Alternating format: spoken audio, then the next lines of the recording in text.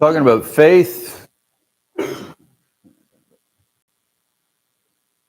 talked about goodness, talked about knowledge, and we're going to add another building block today, self-control. That may be intimidating for some.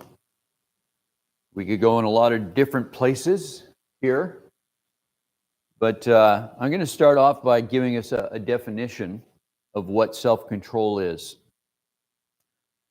It's the ability to regulate one's emotions, thoughts, and behaviors in the face of temptation. That's a clinical definition, but at the end, I'm going to give you another definition of what self-control is. And the one that I will give you, you will not find in any book, or you won't find it on Google or anywhere. It's just one that I think will help us to understand really what self-control is all about. Proverbs is a place for us to go to and for us to get some good understanding, some good learning. Proverbs 25, verse 28 says this: like a city whose walls are broken through is a person who lacks self-control. Like a city whose walls are broken through is a person who lacks self-control. What I want us to do is to look at some different examples of people who had self-control, and I'm going to look very quickly at one that didn't have self-control. Go back to Genesis chapter 39.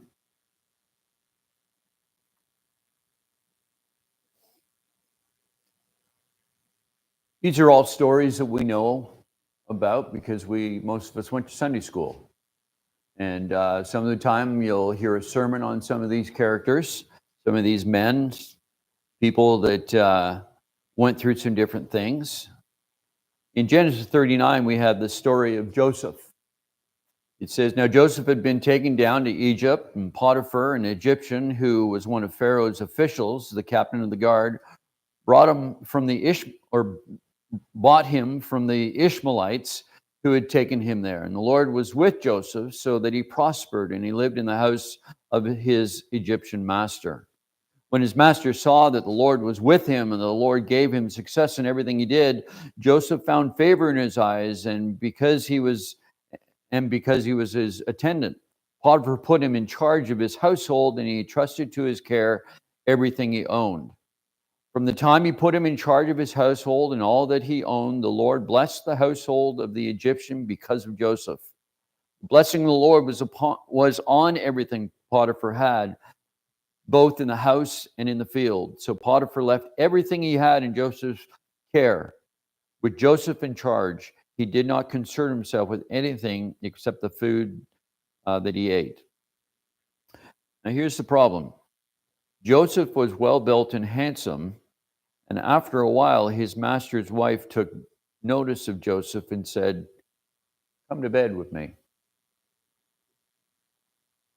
Joseph was a man who was blessed by God in a very, very special way, and was given some talents, was given some abilities, was given just different characteristics within his life that gained him favor with Pharaoh. But Pharaoh had a wife that had a wandering eye, and she saw Joseph. She liked what she saw, and she said, well, why don't you come to bed with me? So here's Joseph. He's got this opportunity to either practice self-control or not practice self-control. We know the story. We know how it happens. We know how it ends, and so on and so forth. And how Joseph, ultimately says, "No, I'm not going to go to bed with you." And she kept bugging him and pleading him, and then finally there's one day that he's in the house and nobody else was in the house, and she calls him in, and he's like, "No, I won't have anything to do with you." And he runs out of the house, and she grabs his cloak, and she's just totally humiliated. It's like, here I am, I'm offering myself to you, and it's just like, why won't you go to bed with me? And so she says, "Look what he did." She screams and yells, and all the attendants come, and they say, "Well, what happened?" "Well, this Joseph, he's trying to make sport of me. He's making fun of me. He tried to seduce me." He gets in trouble. And Potiphar comes in, and he hears the story. And it doesn't end up well for Joseph. He ends up going to jail. And it's not a very good situation here. But if you go down to the same chapter, down in verse 20, the middle part, "But while Joseph was in prison, the Lord was with him. He showed him kindness and granted him favor in the eyes of the prison warden. So the warden put Joseph in charge of all those held in the prison, and he was made responsible for all that was done there. The warden paid no attention to anything under Joseph's care, because the Lord was with Joseph and gave him success in whatever he did." What would happen? Just think of the ripple effect if Joseph had not practiced self-control in his life. You know who Joseph was in the whole scheme of things? Jesus came from Joseph. Like, there's a lot of things that could have happened, but Joseph was a man that practiced self-control and is worthy of it. Let's go to Daniel. We'll look at a couple of guys, and we'll just look at these quickly. We know these people. We've heard about them. In Daniel chapter 1, starting in verse 8. Well, let's go up a little quicker here, or up earlier in verse 3. The king ordered Ashpenaz, chief of the court officials, to bring into the king's service some of the Israelites from the royal family and the nobility. Young men without any physical defect, handsome, showing aptitude of every kind of learning, well informed, quick to understand, and qualified to serve in the king's palace. He was to teach them the language and the literature of the Babylonians. The king assigned them a daily amount of food and wine from the king's table, and they were to be trained for 3 years, and after that they were to enter the king's service. Among those who were chosen were some from Judah: Daniel, Hananiah, Mishael, and Azariah. The chief official gave them new names: to Daniel, the name Belteshazzar; to Hananiah, Shadrach; to Mishael, Meshach; and to Azariah, Abednego. But Daniel, and this is where we find out about his self-control, but Daniel resolved not to defile himself with the royal food and wine. And he asked the chief officials for permission not to defile himself this way. Now, God had caused the official to show favor and compassion to Daniel, but the official told Daniel, "I'm afraid of my lord the king, who has assigned your food and drink. Why should he see you looking worse than the other young men your age, and the king would then have my head because of you?" And Daniel said to the guard who the chief official had appointed over Daniel, Hananiah, Mishael, and Azariah, "Please test your servants for 10 days. Give them nothing but vegetables to eat and water to drink. Then compare our appearance with that of the young men who eat the royal food, and treat your servants in accordance with what you see." So he agreed to this and tested them for 10 days. At the end of the 10 days, they looked healthier and better nourished than any of the young men who ate the royal food. So the guard took away their choice food and the wine they were to drink, and gave them vegetables instead. These 4 men God gave knowledge and understanding of all kinds of literature and learning, and Daniel could understand visions and dreams of all kinds. At the end of the time set by the king to bring them into the service, the chief officials presented them to Nebuchadnezzar. The king talked with them, and he found none equal to Daniel, Hananiah, Mishael, and Azariah. So they entered the king's service. In every matter of wisdom and understanding which about which the king questioned them, he found them 10 times better than all the magicians and enchanters in the whole kingdom. Here, these guys were offered food, which, because of their Jewish customs, basically it was that the food was not kosher. They were most likely being offered pork to eat, and so on and so forth, and animals that they weren't supposed to eat under Jewish law. And someone say, well, you know what, just keep that up. That's not a big deal. But Daniel here and his three friends said, no, we're going to obey God. And if it means that the king doesn't like it, so be it. But we're going to practice some self-control here. We're going to make sure that we don't go out and do what we want, but we're going to do what God wants. We'll go over to chapter 3 and we'll see these other guys again. We know them better as Shadrach, Meshach, and Abednego, and we know the story of how the king Nebuchadnezzar builds this huge statue of gold, and says that I want everyone from all the highest officials to the lowest person in the land. I want everyone that whenever you hear the flute or the lyre or the pipes or whatever it is, whenever you hear music of any kind, I want you to bow down and I want you to worship this God, because I am that God. Well, these three guys, they say, no, we're not doing that. You know what the penalty would be if they didn't? They'd be thrown into a fire.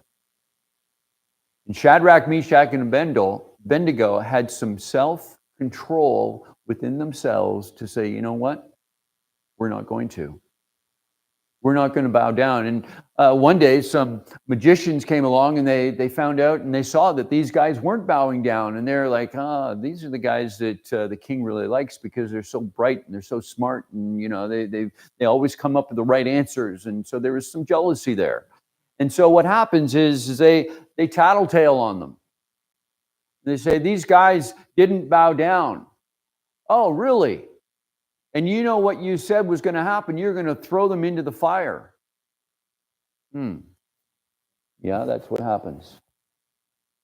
In verse 13 of chapter 3, furious with rage, Nebuchadnezzar summoned Shadrach, Meshach, and Abednego. So these men were brought before the king, and Nebuchadnezzar said to them, is it true, Shadrach, Meshach, and Abednego, that you do not serve my gods or worship the image of gold that I have made? Wow. And in verse 16, Shadrach, Meshach, and Abednego replied to him, King Nebuchadnezzar, we do not need to defend ourselves before you in this matter. If we are thrown into the blazing furnace, the God we serve is able to deliver us from it, and he will deliver us from it. And he will deliver us from your majesty's hand. But even if he does not, we want you to know, your majesty, that we will not serve your gods or worship the image of gold that you have set up. Self-control? Yeah, there's some self-control. They were sticking to what they had been taught. They're sticking to the things that they had understood and grown up with, that when they said that they were going to worship God and worship him only, serve him only, it would have been a whole lot easier. Well, you know what? Maybe if we do this, we can appease him later on. No. Because of the self-control that they have within their lives, they were not willing to compromise in any way whatsoever their convictions, and so they acted upon them. See another one, Daniel. You go farther down. We know the story of Daniel in the lion's den. It wasn't with him, but it was with Darius. It wasn't with Nebuchadnezzar, but it was with Darius, another king that came along, and he's told that he has to worship him. He has to pray for him or to him. And this came about because all of the other rulers of the day, all the ones that took care of the affairs of the king at that time, they were jealous of Daniel because he did such a good job, and they were trying to devise a way. And they looked at his life and they said, "There's nothing in his character that we can put a finger on." Because he does everything so perfectly, he does everything so well, and he's such an honorable person. He's honest in everything that he does. And then a light comes on. They said the only way that we're going to catch this guy is in the religion that he follows, in his faith. And so they devised a plan because they knew what he did every day. Apparently, 3 times a day, what he would do is he would go up to his upper room and he'd open up the window and he'd face toward Jerusalem and he would pray to God, giving thanks to him every day, 3 times a day.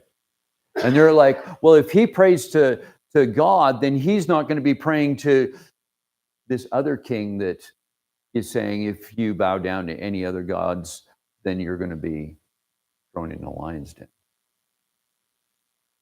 Daniel practiced self-control in what he did.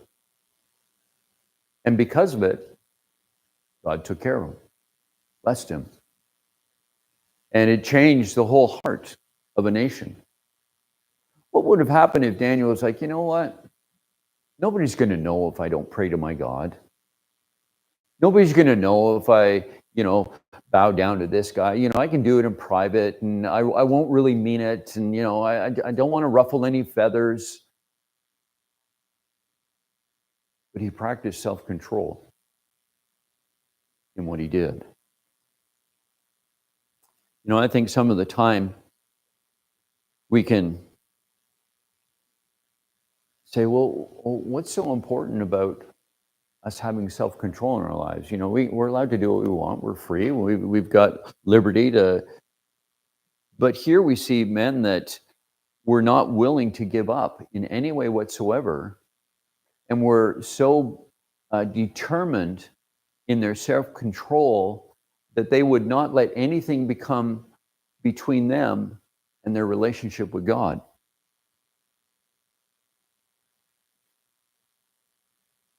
If you want to talk about one that wasn't good, you can look in 1 Samuel 20.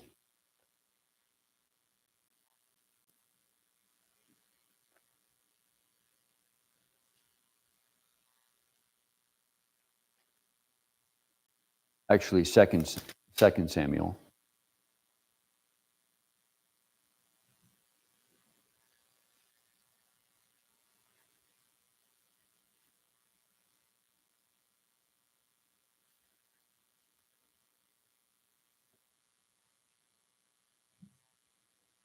I think I've got the wrong chapter there. The story of David with Bathsheba. It starts out with, it was the time of year that kings were supposed to be out engaging in war. And David was the king, and he did not engage in war, but engaged in something else. And David did not practice self-control that night. He's out on the roof and he's walking around and he sees a woman bathing.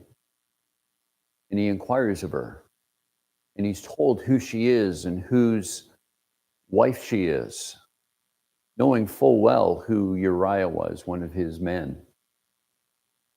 And he makes a decision to not practice self-control, and to his demise, and to Bathsheba's demise. And there were consequences. There are consequences to his act. They lost a child because of it. And the guilt and the shame that David had to continue to live with in his life because he did not practice self-control that day. And it's a lesson for us. It's a lesson, it blares with just, wow, David, what were you thinking? What were you doing? Well, he wasn't practicing self-control in any way whatsoever. I think of Jesus. Jesus begins his ministry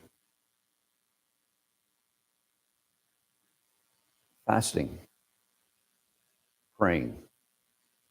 And for 40 days he does this, and then when he's done, he's given a visit, or has a visit from Satan himself. And Jesus very easily could have not practiced self-control. He would have been weak as all get out. The first, hey, you can turn these bread or these stones into bread. Okay, he hasn't eaten for 40 days. Do you think he was hungry? Do you think that would not have been tempting? Absolutely.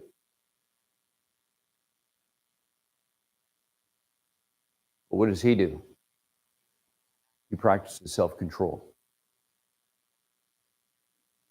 And it goes on with the two other temptations that he has delivered to him. And he practices self-control. And he does it throughout his whole life. And it's amazing, as Don was sharing this morning around the table and, talking about the lamb. But the lamb that God offered was one that was perfect, was sinless. Just imagine Jesus being sinless. How could that be? Because he had self-control. Self-control to say no. That self-control started when he was in the wilderness, and it ended at crucifixion. In Gethsemane, he's praying and he's just like, Father, please take this cup from me. I don't know whether I can go through this.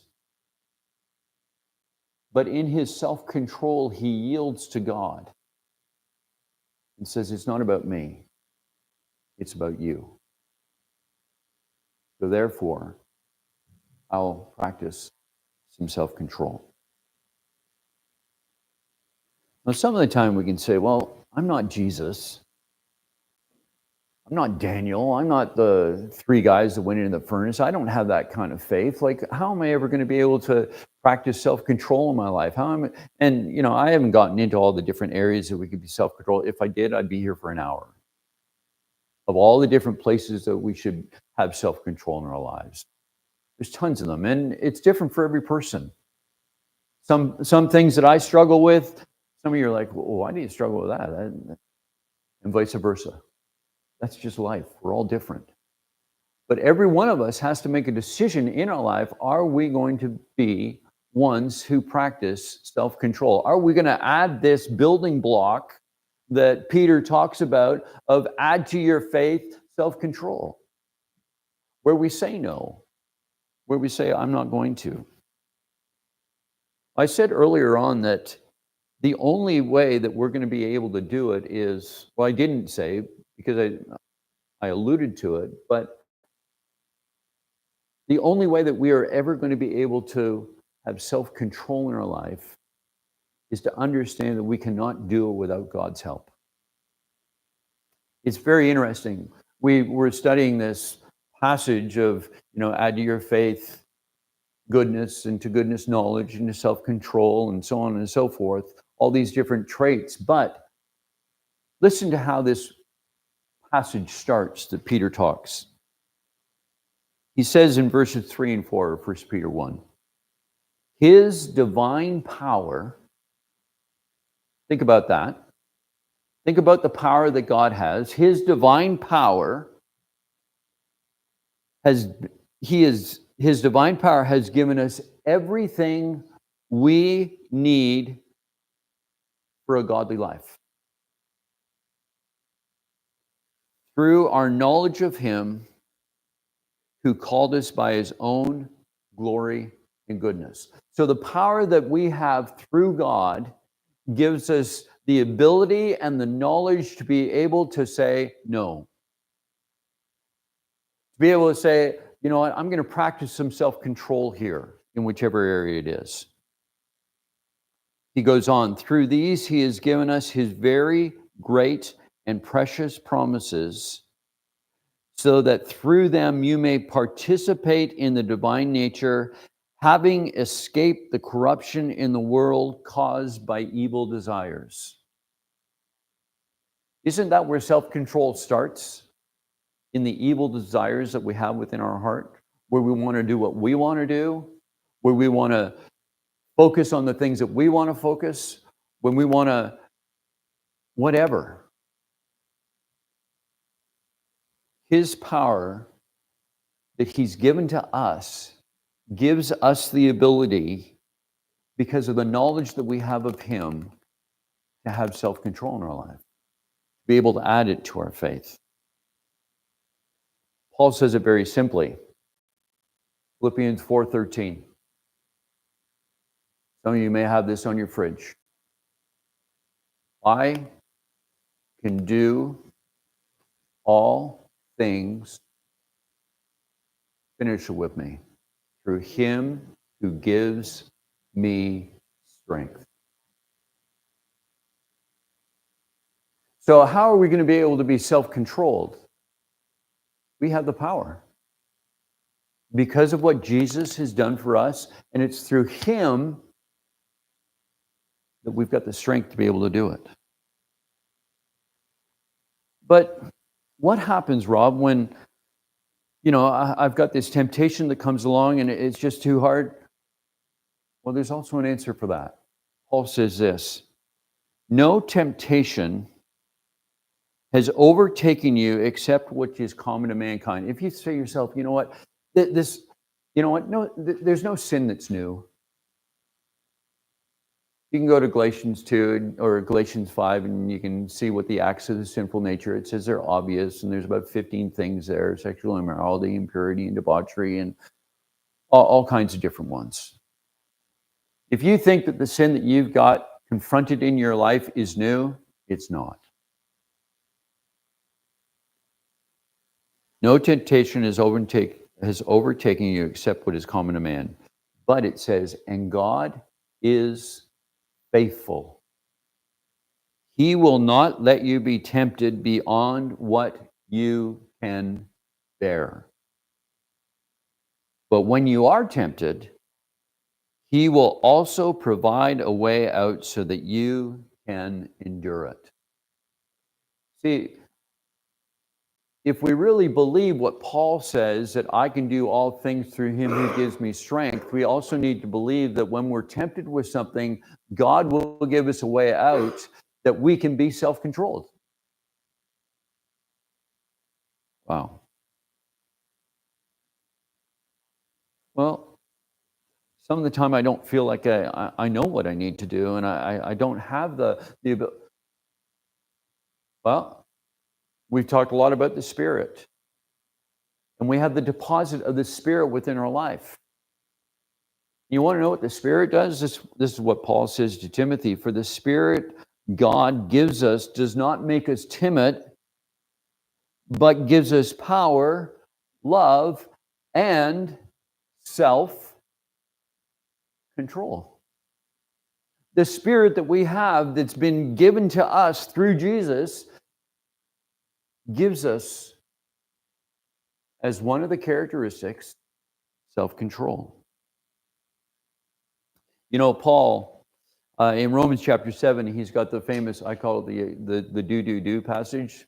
The things I want to do, I don't do, and the things I don't want to do, I do. And he's talking back and forth of, I want to do this, but it's not right, and what I don't want to, and he's just like, and then he realizes that the reason why I can't do it is because I'm trying to go by all the laws that I grew up with.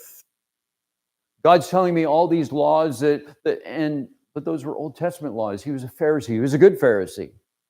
And he was trying to live these rules, and he's like, I know he wasn't living with having an understanding that in order for him to be able to live a self-controlled life, be able to say no, it wasn't about going and being able to tick off, yeah, I've done all the laws right. It was about him having a relationship with Jesus.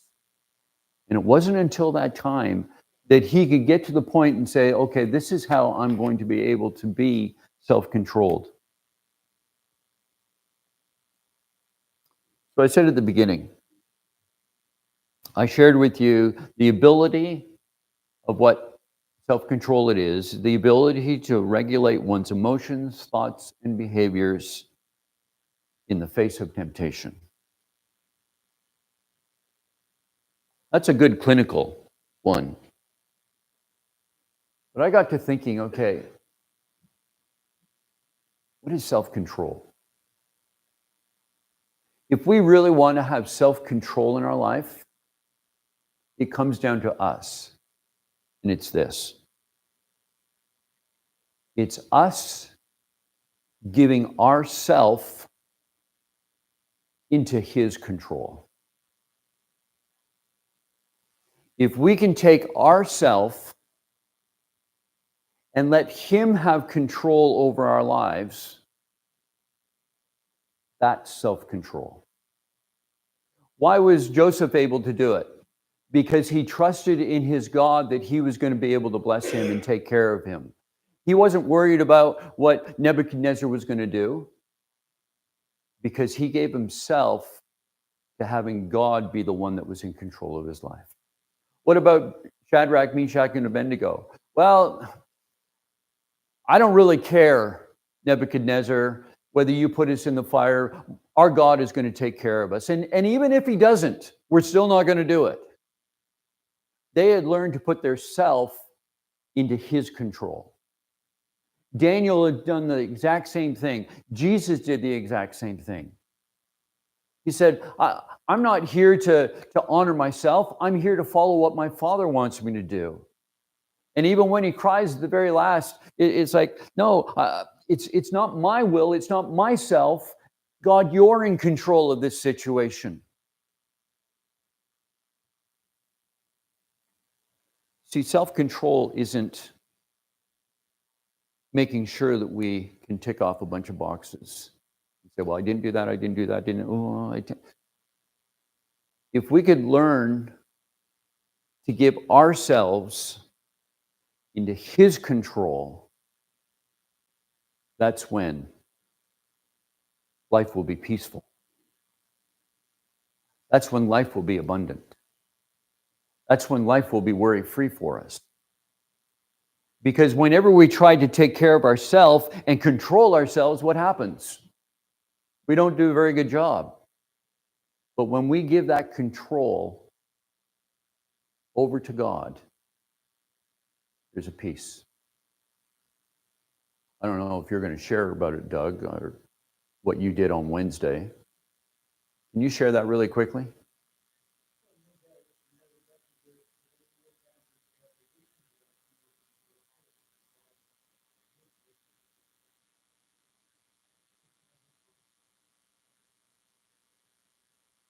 Yeah, you gave yourself to him. Simple as that. You know what? I'm not in control. The doctors aren't in control.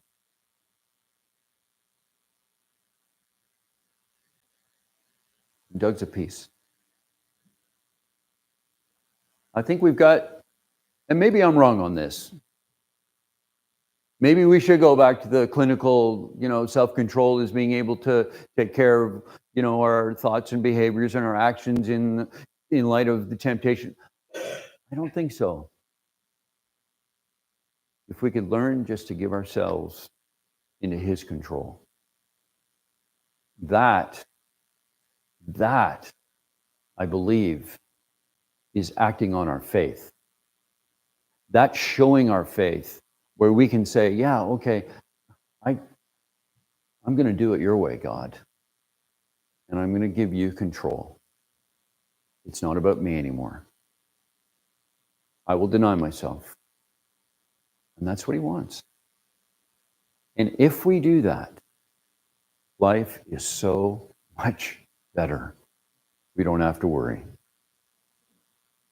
So, I don't know what it is that you want to be able to conquer in your self-control. It's simple. Give it to God. Give it to God. Pray to him. Fast about it. Get accountable with somebody on it.